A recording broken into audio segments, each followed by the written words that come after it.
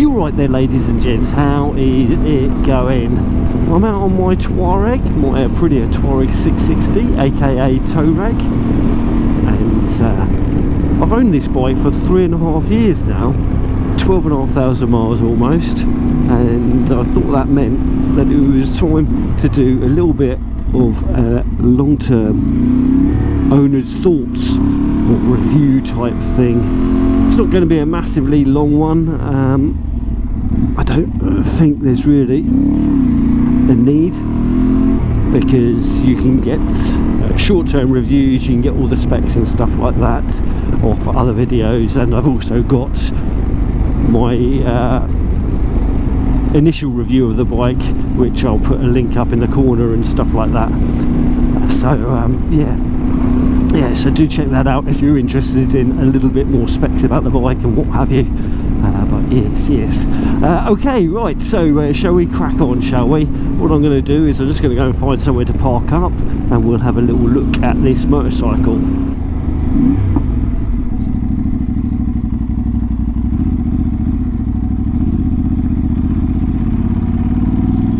Although I said there'd be no trail riding, this one technically isn't a trail, it is actually a road.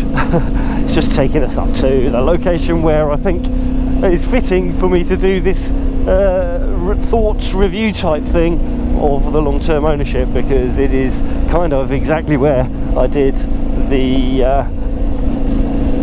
original review of the motorcycle back when I got it. So yes, hopefully it will be pretty and there won't be too many people about. Right, hopefully this is a suitable location for these thoughts and stuff that I'm going to go through with this wonderful little motorcycle. What I'm going to do is I'm going to switch you over to my other camera. Hopefully we'll get less breathy audio that way. Right, let's swap you around. Keep that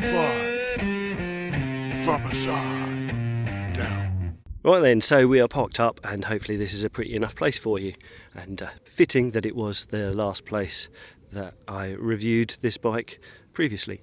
Do check that video out if you want more technical stuff on the bike. But anyway, just to recap, I ordered the bike brand new back in 2022, blind. I had not seen one at that point, but I did know instantly from ordering it that I wanted to trail ride it. I had a V85 before and that was just too heavy for the trails, so this was ordered primarily as a trail adventure bike rather than a travel adventure bike. With that in mind, I wanted it to have decent tyres, so I got the dealer to fit some Motors Tractionator Adventure tyres. It's a Ral Z on the rear at the moment and a Karoo 4 on the front, but we've done some miles since then. I also wanted a centre stand, because if you do have any issues out on the field, it's nice to have a centre stand to get the bike lifted up. It also makes chain maintenance and all that sort of stuff easier. I wanted a rear rack too, so I ordered the Aprilia rear rack for the bike. This was about the only rack available at the time I ordered stuff, so it made sense to get it. It was expensive. Whether you find a rack worth that sort of money or not is a different thing altogether, but it's done its job very well. I also wanted to make sure the bike didn't die if I crashed it, so I got the Aprilia engine perimeter guards, which have been amazing. They are expensive, but they mount to the bike very solidly. They've got a cross piece as well, which helps if you do take a tumble, and stops you crushing the radiator and stuff like that. So yeah, I'm really happy with that. It has done its job incredibly well, but again, really quite pricey. I ordered heated grips with the bike too, and they've been amazing. Only 3 settings on them, but they do the job. Oxford ones are hotter, but it's nice that they're all integrated and they are neat and tidy, and no funny boxes to attach to the bike or anything like that to control them. Again, because I wanted to trail ride the motorcycle, I fitted an SW Motec sump guard. This allows rocks and stuff like that to be deflected off. It's been very good. I had to oversize one of the holes just to make it fit with the Arrow full system, but only slightly, and that could have been how I fitted the exhaust pipe, which caused that necessity. I don't know, but yeah, that's been fantastic. I'm sure it saved my engine a few times with rocks and what have you. And talking of exhaust pipes, I've got the Arrow full system fitted to the bike. I retuned the ECU with Gabbro's upmap, which has been great. The reason I fitted the exhaust pipe and did the ECU tune was because the stock fueling of the bike was not great, but They did release a new map for that which fixed that problem literally as soon as I'd done the up map tune on this bike and fitted the exhaust pipe. So I could have saved some money and just got the ECU remapped by Aprilia, but I didn't know that was happening. And also the aero sounds amazing and looks great and is a lot lighter than the standard exhaust pipe. The parts I ordered for the bike from Aprilia were a bit slow coming. I think some of them I was waiting up to 6 months for. I think that is now all been sorted as far as parts availability goes for the bike, but just be mindful that you may have to wait a little while for things that aren't on the shelf at your dealership. Yeah, it's just one of those things with the Piaggio group. They don't seem to have a very fast turnaround on parts making. The centre stand has been great, I love that. I've not had to fix any punctures out on the trails or anything like that, but it is tubeless tyres, so at the end of the day you don't really need the centre stand, especially if you've got some bobbins, because doing workshop stuff or whatever you can just stick it up on a paddock stand. But it's been really handy having that centre stand. Yeah, I highly think it worthwhile having one. I've not fitted a tail tidy to the bike. I don't think that adventure bikes should have tail tidies. You want them to stop roost. It doesn't matter if they look a little bit ugly, but this one is quite a discreet one. I don't think it's offensive, and it definitely stops the roost coming up your back, so you don't get a wet bum or wet back. I fitted Hepco and Becker handguard protectors. These have done the job pretty well. I am quite happy with them, but if I was doing it all again, with hindsight, I would probably get something like Bart Busters or a Cerbis or whatever you call them, just because these ones mount to the top yoke, which is fine, but it means that if you wanted to change the handlebars to something lower and shorter, which is something that I would probably want to do, you can't do that. Just seeing as we're over here, I've trail ridden this motorcycle. It's what it's all about for me. So it has taken a few tumbles. You can see a few scratches there, but nothing really mega, and with all the tumbles I've had on this, it's really held up incredibly well. It's a very robust motorcycle. Aprilia built an absolute beast with this bike, an absolute beast, and it's a cracker. Sorry about the jonky camera angles there. Right, let's get back on the bike and we'll go through sort of some of the stuff, modes and how it rides and stuff like that. So the dashboard on the bike is pretty straightforward. You can see what you can see. You've got a changeable setting here. I've got it set to the odometer at the moment, 12,400 miles, trip, time, speed, average fuel, all that sort of stuff, traction control. Yep, it's quite nice, quite easy to use. You've got a clock on there as well, which I like, but it's very small. You've got ambient temperature, you've got a fuel gauge and a temperature gauge, then your rev counter, speedo, and what gear you're in, and all that sort of stuff. You've got ABS flashing, traction control flashing and ABS flashing, and an engine warning light just because the ignition's not on and we're not rolling. You can turn off the ABS and traction control independently from each other, and you can also put it into a sort of a off-road ABS mode as well. Yeah, it's got multiple modes on it, which just involve pressing this button here. Explore is the mode I use regularly. Then you've got Urban, which is like a softer throttle, and then you've got the off-road mode, which disables the rear ABS. Individual, which has got, in my instance here, a fully customized setup with the traction control disabled, ABS disabled, and different settings on the throttle response and all that sort of stuff. I tend to ride off-road in the off-road mode. I mean, the bike's got all the gadgets and toys, so the traction control really can help you out in most situations, but sometimes like in sand and stuff like that, you do need to turn the traction control off. So that's why I've set individual up like that. It just allows me to quickly select for it to be removed, and then I can turn it back on again afterwards should I want to. The controls are pretty easy to use. I'm not kind of going to go through them all. There are videos about this. I think Username Kate has done some as well. But one of the nice things about it is that everything is controlled by that button or button cluster there, rather than stuff over here except for the modes. And generally you're only using the mode button once per ride really. If I'm going off-road, I'll tend to put it into off-road mode for the whole day, and it does stay in whatever mode you set it, even if you put it into the mode with the traction control turned off. But the biggest feature of this bike that I love is that it's got cruise control. It's really easy to set up, but it is like a two-finger operation for me because I've got small hands. I don't know, but yeah, I just find it easier to grab it with 2 fingers than to just use 1 finger. You can do it on 1 finger, but I just kind of grab it. I don't know why, but that's what it is. But it is nice that it's got that. It doesn't have adaptive cruise control or lane assist or anything like that, like some of the modern fancy technology bikes have. But the cruise control is brilliant. I use it a lot on this bike. I also have a Suzuki V-Strom, and that's got like one-touch start. I wouldn't say it's a gimmick. It is quite nice, but it's not needed. But I've kind of gotten used to it, so having to push a button down until the bike's ready to go is a bit old school for me now. I don't know why more manufacturers don't do this one-touch start. So anyway, that's the bike started. Oh, just a quick one. On some people's motorcycles, I've not had it on mine, they found this has got a little bit wobbly, and they've had to shim it at each end just to stop it wobbling around. Mine's been absolutely fine. I think I got a really good bike when I got this. Right, let's crack on, and we'll talk a bit about the ride and all that sort of stuff. Once again, this isn't a trail, this is a road. Might not look like it much, but it is a road.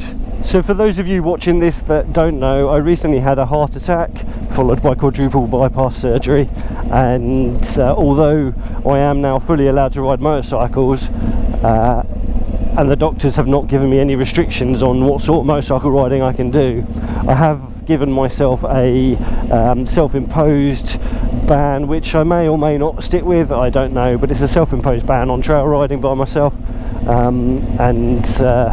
Yeah, it's because I haven't got the upper body strength to lift a motorcycle up by myself anymore, and that puts you in a dodgy situation potentially.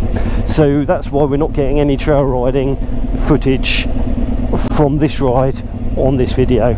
If I can slip some in from other rides, then I will, but yeah, it's more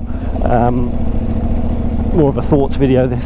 So while we're riding through this nice twisty woodland area, I'll go through some of the issues that I've heard that people have had with the bike. And just because there's issues that some people have had with the bike doesn't mean everyone has, and it doesn't mean that it's a problem. So please bear that in mind. I'm just going as a messenger. Don't shoot me, don't shoot me. So I mentioned about a slightly wobbly nav bar, minor thing, easy to fix. Something that's caused huge discussions on the Aprilia forums is the gear change bolt. Yeah, the gear change bolt apparently shears and gets stuck, and it's not brilliant design and all that sort of thing. Now, I'm sure Aprilia could do it better, but I kind of agree with their mentality on it. I'd much rather a bolt broke than a very expensive aluminium foot peg or gear lever or anything like that leaving me stranded. Now, you could potentially get stranded if you can't get your gear lever back on the bike, but you can always carry a spare bolt with you. And if you're trail riding, I do suggest you do that. Anecdotally, a majority of people I think who have broken their pivot lever, the bolt on their pivot lever for their gear lever, I'm pretty much sure that the majority of them have broken them at a standstill, dropping their bikes in garages and stuff like that, where the bike's fallen over dead sideways with no compression on the suspension or anything like that. I have tumbled off this bike countless times and never ever broken that bolt, not even bent it. So yes, that's the elephant in the room. I don't agree that the pivot bolt issue is an issue. Looking at the dash, when we've got a straight bit of road, looking at the dash, the fuel gauge there, a lot of people have had a problem with that failing to work, and it's not the gauge that's the problem, it's the sensor in the fuel tank. It degrades. I don't know whether that means that they've been using more ethanol based fuels. I always use E5 in this bike, and so I've never had a single fueling problem apart from the initial one that Aprilia resolved with a ECU remap. So yeah, I'm not saying that isn't an issue, but I definitely think it is worth putting in E5 into these bikes. Ethanol is awful and E10 is just too much. It's too much, and some countries even use E15, I think. So I do suggest that if you've got this bike, it's a very expensive motorcycle, treat it to expensive fuel and put in the super where you can. If you're doing a full day's trip, then it doesn't really matter, because you're going to probably burn through a tank of fuel then. But I definitely, especially when you're storing the bike, put as low ethanol content in the bike as you can. I think that makes sense to me. The biggest issue I think people have had with the bike, and it's not one that you can tell until you do invasive surgery, is the suspension. On pre-2024 bikes, everyone, I think, who has opened the bike up or opened the suspension up on the front forks has found that they've been assembled incorrectly, and that causes your suspension to be a bit jarring potentially. I'm not a good enough rider to know if my bike is riding badly, but it doesn't feel like it rides badly.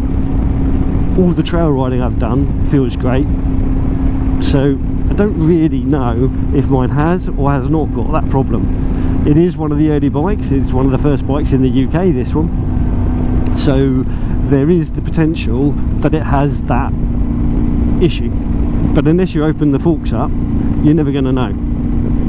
And if you open the forks up and you haven't got it, then you've got to pay that bill to get it put back together and all the labour and stuff. And if it has got it, then obviously you want to make sure you're in warranty when that happens, so then Aprilia will cover it and repair them. But what they've been doing is replacing the forks rather than repairing them, and there has been anecdotal stories of people getting forks with the same issue. So I do think Aprilia have sorted it on the 24 bikes onwards, so I don't think it's something that you will have a problem with on brand new motorcycles now. There may be other slight niggles and stuff that people have gone through, but I think we've kind of covered the main ones that people have with this bike. Other than heat, if you live in a hot country, you might find that the standard exhaust pipe is a little bit toasty.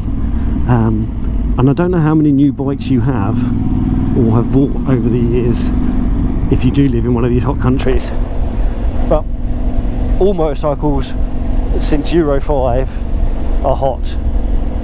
It's just what it is. The cat holds a lot of heat, and the engine holds a lot of heat, and that just blasts onto you when the fan engages. So yeah, if you live in a hot country, you've either got to wear better trousers or maybe do a decat, but it doesn't fix the problem. It doesn't fix the problem. It still produces a lot of heat. Like I said earlier, I don't struggle with heat on this bike. It does get hot, but it doesn't get any hotter than my V-Strom. It doesn't get any hotter than my old Gixxer 750, and my Gixxer 750 is pre all this Euro rubbish when I had that. So yeah, I mean, I just think that if you run around in shorts and a t-shirt when you're riding your motorcycle because it's 40 degrees heat outside, you're hot, so why would your bike not be hot? Okay, that's where I'm coming from on that. I'm not saying you're wrong, I'm not saying it's not uncomfortable, I'm just saying that it's a you problem rather than a bike problem, because all bikes get that hot these days, in my opinion. As you can see, I'm riding through town in traffic at the moment at 20-ish miles per hour. The throttle is silky smooth, and the bike's not juddering around or anything crazy like that. So yeah, this bike does do town work really well, and the riding position and steering geometry and etc. Does help you cut through traffic reasonably well, considering the bike is actually quite a big bike indeed. All the way through the rev range, I find this bike is just very enjoyable to ride. It's sweet. Yeah, it's a cracking motorcycle. The throttle response is great. The slow speed stuff on the trails is awesome, and the bike is quite a peppy little thing. And I'm not just saying that because I've remapped mine and got a full exhaust pipe. I'm saying that because out of the box the bike is quite peppy, It is a very, very nice engine that Aprilia have made with this bike. It might be detuned to 80 odd horsepower versus the 100 that you get in the RS or the Tuono 660s, but that doesn't matter. This bike is lovely. This engine is lovely. I've currently got the standard screen fitted to this bike and standard mirrors. The mirrors do not vibrate at all, really clear view behind you in town riding. They do get a little bit vibey at speed, but nothing mega. They work a lot better than the double take mirrors that I normally would have fitted to this bike. They do vibrate a bit, but these ones are pretty solid. The screen on here, the big screen, or at least the standard screen, I don't particularly like, but a taller person than me will find it absolutely fine. I actually fitted a Puig Sport screen, which is about an inch, maybe 2 inches lower, and for me that was much better. It was also narrower as well, so again, with the wind blast at you, it does keep you cooler when on a ride in the sunshine. We're in the UK, so the sunshine doesn't really happen very often. We are very blessed today. I'm quite glad. We're in the middle of a heat wave and I've got a day off work. Fantastic. Apologies about the wind noise if it's just picked up. Again, this is why I don't like this standard screen. It's just a very noisy screen. I'm not getting huge amount of turbulence at this speed, although I do it at faster speeds, but it's just windy, it's just noisy. But on a hot day it's nice to be in a draft. One of the things I dislike about the bike is the handlebars, and a couple of other people have mentioned this on the Aprilia forums too. The sweep on them is just a little bit weird. They're very wide and I personally find them a bit tall. I'm a shorty, I'm 5'6" with a 29-inch inseam, which gives you an idea roughly of where my upper body is sitting on this motorcycle. And although I do have shoulder injuries, particularly since my heart attack, I've always found this bike to be weird on the bars. Something I wanted to do to the bike, but because I'm selling it I'm not going to, was fit the Yamaha T7 bars to it, which is apparently a mod that you can do, and that would make them slightly lower and slightly narrower. The reason I've not done that so far is because of these Hepco and Becker handguard protectors. I would then need to spend not just 100 odd quid on a set of bars, I would also then need to get new handguards for the bike if I was going to trail ride it, because those would no longer be able to mount to the bars. Having had the bike now for 3.5 years and 12,500 miles, I've had it serviced a few times. Each time I've had it serviced has been down at Brighton Moto. Like I say, I highly recommend them as a dealership and a service centre. They're really, really lovely people down there. I hope to do business with them again in the future if Aprilia or Moto Guzzi bring out something that I might want again in the future. Maybe another one of these, who knows. But yes, I've had it serviced a few times. I'll put the costs up on the screen because I can't remember off the top of my head, but the last service was a valve service, and some dealerships, I'm not sure whether it's a UK, America thing or whatever, but some American dealerships seem to be charging an awful lot of money for a valve service on this bike. I don't know what other UK dealerships are charging, but my valve service, which did not need them adjusting, I don't believe, but they did need checking, was about £700 thereabouts. But like I say, the prices of these services will be up on the screen while we talk about this bit. I've not had any issues on any of them. One of the things that the bike does seem to suffer with is brakes require bleeding quite a bit more than other bikes I've had, and this is probably to do with them being an adventure bike and me not being a very good rider when it comes to off-road riding on big heavy bikes, because if you take tumbles then air gets put in the lines. When you're using the brakes it sucks into the ABS system and all that, and once it's in the ABS system there's not really a lot you can do it as a layperson, because you need something to activate the ABS pump to get the bubbles out of it, and I don't have that. So yeah, when I have bled the brakes, I don't know whether I've been able to do it fully effectively or not. I have improved them each time I've done it, but there's always that risk that there's still a little bit of air trapped in the ABS system. You can do things to mitigate it or to make it easier, but I recommend either getting one of those devices that will activate your ABS pump for you so you can do it yourself, or get your dealer to do that. Yeah, it wouldn't be expensive to get them to bleed your brakes. I know we're sort of riding through town at the moment at 30 mile an hour, so we'll kind of put some video up of me trail riding and just keep this audio running.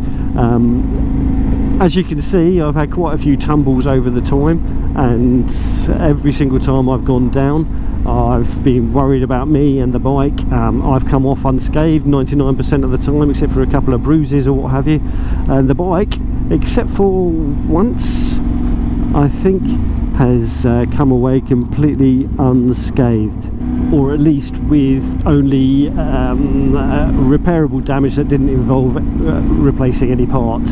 I twisted the steering on it once, which was not a major issue, but it was just meant for an awkward ride home. What I needed to do was loosen off the suspension from the yokes, give it a wiggle, which straightened that bit out. I was worried I'd actually bent the bars, but also the bar risers for the bike, they're rubber mounted, and what had happened is one of them had just twisted a little bit, and it caused the bars to feel like they were bent.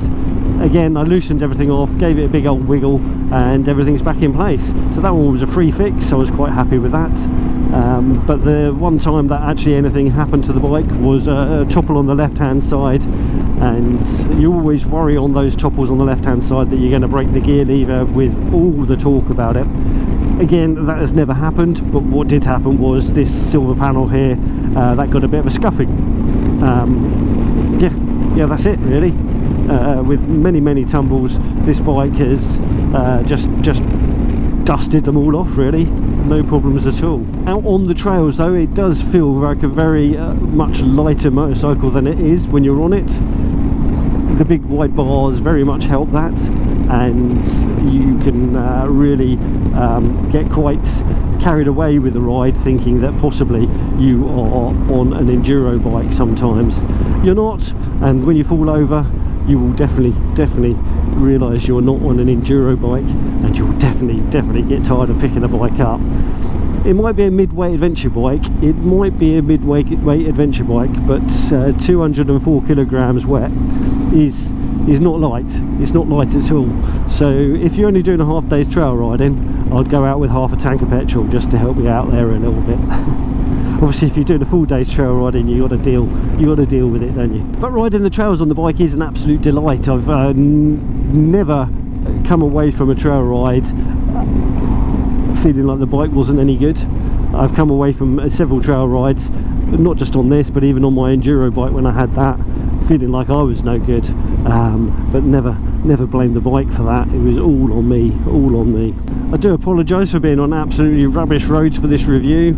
Everything around here is either 20s or 30s or 40s currently, and the 40s should be 70s, the 30s should be 50s, and the 20s should at least be 30s, and in this case this road here, which is a 20, should be a national speed limit, and they should fix the cycle path or make that into a cycle path if it's not one.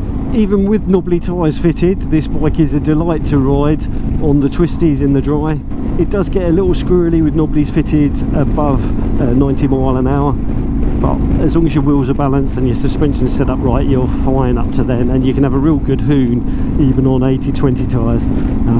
Yeah, on 50/50s it's like being on a supermoto, but on 80/20s you just got to be a bit mindful of your road surface, and if you're out in the wet, don't take the piss at all, because it will have a hissy fit at you. But that's not the bike, that's the tyres. Right then, we are over at Newlands Corner now. I shall park up, find myself a cup of tea, and yeah, I'll get back to you in a second. Right, cup of tea accomplished, sorted. Right, let's crack on, shall we? This has been an absolutely cracking motorcycle. No issues really to report. It's great out on distance rides. It carries luggage very well. It does trail riding amazingly. I can't really think of anything else to say. I mean, it's a very, very good motorcycle, and I think if you don't consider it, it might not be for you, but if you don't consider it, if you're looking for an adventure bike, especially a mid-weight adventure bike, then you're missing out. You really are. So would I recommend this bike if you were after a mid-weight trail focused adventure bike? Absolutely, 100%. It's probably the best out there for it. If however you're after doing a 10% trail bike and 90% road stuff, there are better bikes out there for it, with similar technology, similar weights, and just a better road ride that could still do the odd fire track or gravel track sort of thing. They wouldn't be anywhere near as good on the trails, but then that's a compromise that you have to decide on, whether you are realistically going to be as trail ridey as you think you might. It's not that this can't do the road stuff. It will sit all day long at 70 miles an hour, no problem at all, and it will sit all day long at much faster speeds too, depending on your tyre choice. And having the cruise control does make it so much more comfortable on the long runs. I've done multiple hundreds of miles on travelling trips with the bike fully loaded up and had no issues, but if I was only ever road riding, I would have a more road focused motorcycle for those trips. Right, well blimey, I have waffled on an awful lot for a video that was supposed to be short, so I hope you got something out of this, that it was interesting and has helped you make up your mind. If you've owned one of these bikes, I'd love to know your thoughts on it too in the comments below. But yeah, if you did enjoy this and you've not found my channel before, please do check out my back catalogue of videos. There's an awful lot of trail stuff on this bike, as well as installation videos of fitting the various different parts, that original review of the bike that I did, and lots of trips and adventures away on the thing.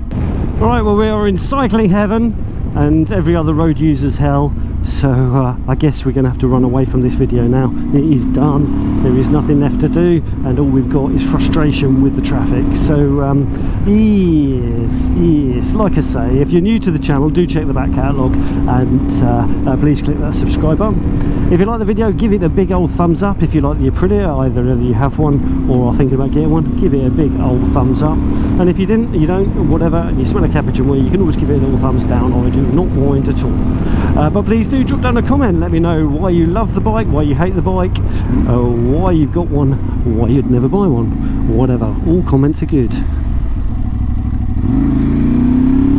Anyhowsals, while I navigate this Frogger maze of cyclists, I shall call it. So yes, you ride safe, take care, and we shall catch you all in the next one. Bye bye for now. What a lovely view coming up. Keep that bar. Rubber side. Pucker, proper pucker. Hey, no, you gotta keep that bar. Rubber side down.